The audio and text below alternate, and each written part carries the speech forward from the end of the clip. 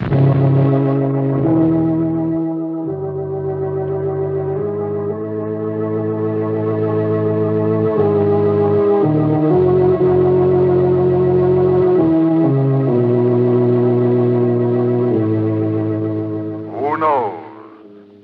what evil lurks in the hearts of men?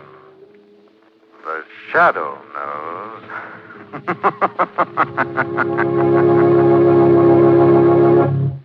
Once again, Mutual Don Lee brings you the thrilling adventures of the Shadow, the hard and relentless fight of one man against the forces of evil. These dramatizations are designed to demonstrate forcibly to old and young alike that crime does not pay. June, the traditional month of weddings. June, the month when almost every American knows someone, either relative or close friend, who goes on that happy march down the aisle. As you see the blushing bride and her bashful groom, your thoughts naturally turn to the future. Will these young people, starting off so bravely in life together, eventually own their own home, say a pleasant white cottage in the country, or the more sturdy red brick house of the city? They will if they follow this advice. Save money regularly through United States savings bonds. There's no better investment in the world. Savings bonds are both safe and profitable. In just 10 years' time, they pay back $4 for every $3 you put in. Now is the time to back your future. Save today for a happy tomorrow through United States savings bonds. They are always conveniently available at banks, post offices, and on the payroll savings plan where you work. But now, the Shadow.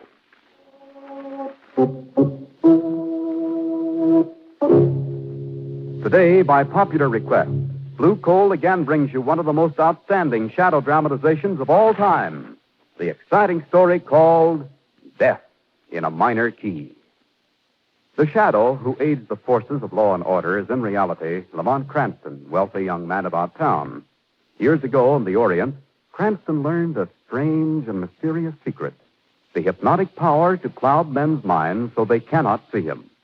Cranston's friend and companion, the lovely Margot Lane, is the only person who knows to whom the voice of the invisible shadow belongs. Today's drama, Death in a Minor Key.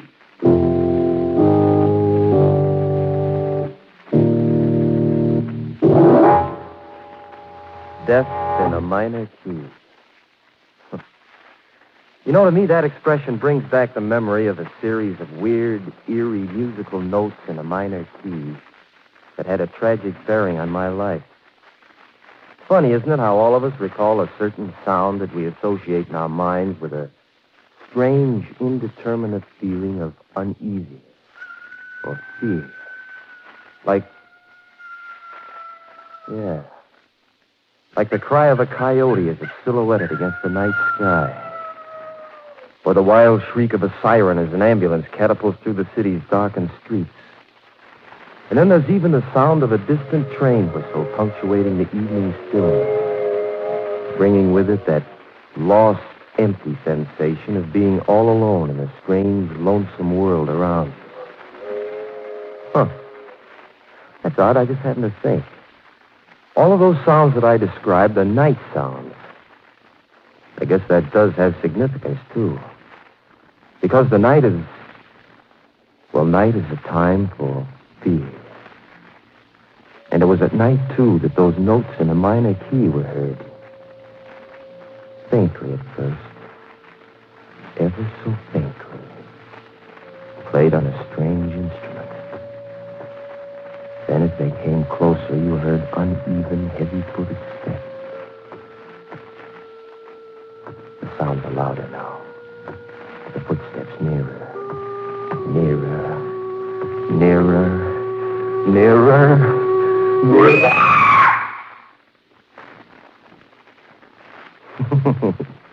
Well, I seem to be getting ahead of my story. It's one that I think will interest you, so if you'd like me to pass it on, suppose I start at the beginning. My name is Terry Mason. My mother and father died in an accident when I was 12, and I was brought up by an only uncle. My story really begins down in Santo Domingo, where I spent 2 years supervising one of the family plantations. Well, Santo Domingo was all right, but believe you me, I was a very happy guy when the day finally arrived for me to board a ship to return to the States. The main reason for that happiness was, because I was in love. Yeah. Not only in love, but on my way to get married.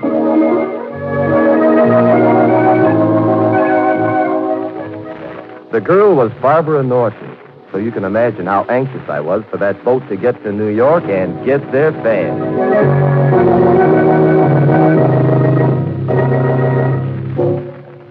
Well, I got to New York all right. And the following day in a little church downtown. Do you, Barbara Norton, take this man to be your lawful wedded husband? I do. I do. Yeah, it was a beautiful ceremony, I guess. But I wasn't the man who married Barbara Norton. What happened? Well, there were probably a dozen reasons, so let's just say that 2 years was too long for her to wait. Well, a thing like that's pretty tough to take. All my hopes and dreams of a future were wrapped up in Barbara. Then all of a sudden, boom, there's nothing. After she was gone, there was only one thing to do. Try to forget. To lose myself in bright lights, music, and the gay whirl of the city's night spots. When one place would close, I'd dig up another. My favorite hangout was the Sky Room. Of course, I know I shouldn't have gone there because everyone knew me. But I just liked the idea of kicking it around 40 stories above the ground. I never took a table, just sat at the bar and listened hazily to the jumble of conversation around me. Care to dance, Margot? Not yet, Lamont. I'm having too much fun just watching. Darling. You see that young man sitting at the bar? You know, he's been staring at you for the past 10 minutes. Hey, wait a minute. I believe I know him. Of course, that's young Terry Mason. For heaven's sake, I haven't seen him in years. Well, if he's a friend, ask him over. You mind? No, I wish you would. Terry? Hey, Terry. Yeah? Oh, Lamont. Come on over. If he can make it. Oops, he almost landed on that table. Hello, Terry. I'm glad to see you. How are you, Lamont? Well, fine, thank you. This is Miss Lane, Terry. How do you do? How are you, Sit down. All right. Now, tell me, where have you been all these years? No, Santa Domingo plantation stuff. 2 years of it. Finally got fed up and came back, huh? Are you kidding? Well, what do you mean? You know why I came back. I'm afraid I don't. Hey, you see, Miss Lane, that's Cranston, always the gentleman. Well, I tell you, my friend, I came back to get married. But you want to know what happened? I was jilted. Oh, that's a shame. There was I, you waiting at the church. Oh, come on, let's have a drink. Who was the girl? Barbara Norton. Oh. Barbara Norton? Yes, I know her. Nice kid. Good to her parents. Woman of her word, too. Yeah, woman of her word. Well, just what happened, Terry? I was away too long. That's the story they give me. I was away too long. But that isn't the real story, not by a long shot. What do you mean, Terry? They're all working together on this thing. They're working against me. Who's working together? My uncle, Barbara, and her father, Dr. Norton. I don't understand. Terry. My uncle controls my inheritance, Lamont. Today I learned that he and Dr. Norton were planning to confine me in the doctor's private sanitarium. What do you think of that? Well, now, maybe they're doing it for your own good. Oh, sure. Just like Barbara married somebody else for my own good. Oh, no. No, sir. They're all working together. They want that inheritance. And if they get me to that sanitarium, they know they'll have it. Where is this place, Terry? It's up the Hudson. Used to be our family home. Terry, I think you're putting too much stress on this whole thing. Lamont, you've got to believe me. If they confine me in that place, I'll never come out alive.